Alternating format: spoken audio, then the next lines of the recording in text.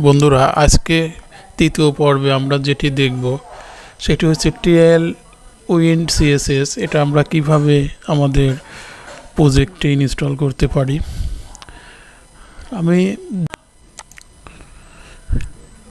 বেশিরভাগ টিউটোরিয়ালে যেটা দেখা যায় সেটা হলো তারা কোনো ডকুমেন্টস দেখায় না।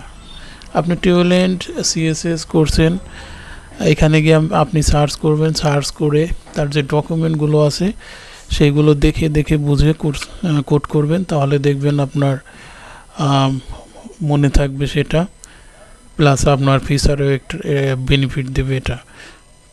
আচ্ছা, এখান থেকে লেখা আছে rapidly build modern website without ever leaving. Okay, এখান থেকে আমরা গেট স্টার্ট এই বাটনে আগে ক্লিক করব। তারপর দেখেন এখানে কিভাবে আপনি ইনস্টল করবেন সব কিছু এখানে দেওয়া আছে। তারপর ইউজিং পোস্ট সিএসএস এটা আছে, তার ফ্রেমওয়ার্ক গাইডস এখানে কিভাবে, যেমন next JX, Laravel, white, নাক্স JX ইত্যাদি ইত্যাদি, অ্যাঙ্গুলার, তারপর সিম্ফনি, তারপর রিয়াক্ট অ্যাপ, এগুলোতে আপনি কিভাবে Tailwind CSS এটা ইনস্টল করবেন কিংবা ইন্টিগ্রেশন করবেন সেটা এখানে দেওয়া আছে। তারপর সিডিএন দ্বারা যারা কাজ করবেন সরাসরি এখান থেকে সিডিএনটাও নিতে পারেন। তাহলে আমরা দেখি Tailwind CLI, এটার মাধ্যমে আমরা ইনস্টল করব আমাদের প্রজেক্টে। তো এখানে কি লেখা আছে আমাদের বলছে, টার্মিনালে গিয়ে লিখতে বলছে npm install d Tailwind CSS। ওকে বন্ধুরা, তাহলে এটা কপি করে এখান থেকে নিয়ে যাই, আমাদের টার্মিনালে গেলাম, এখানে কপি করে দিলাম। এটা কপি করে এনে এখানে আমি একটা ইন্টার চাপবো।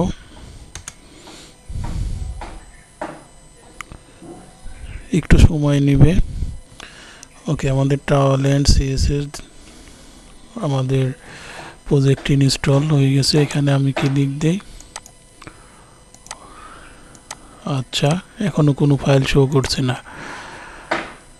তাহলে আমাদের কি করতে হবে, ইনিশিয়ালাইজ করতে হবে। আমরা আবার ডকুমেন্টসে আসলাম, এখানে বলছে Tailwind CSS, এটা আপনাকে ইনিশিয়ালাইজ করতে হবে। আচ্ছা, এখানে কপি পেস্ট করে দিলাম, npx Tailwind C। আচ্ছা, এখন আমরা একটা ইন্টার চাপলাম।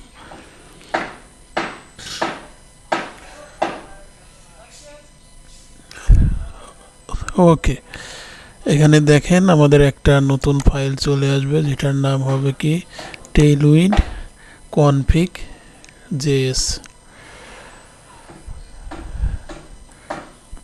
এখানে আমরা কন্টেন্ট, থিম, এক্সটেন্ড, আমরা থিমটা নিয়ে কাজ করব। এখানে আমরা প্লাগইনস নিয়ে যেহেতু কাজ করব না, ওই কারণে প্লাগইনস আমরা কেটে দিলাম।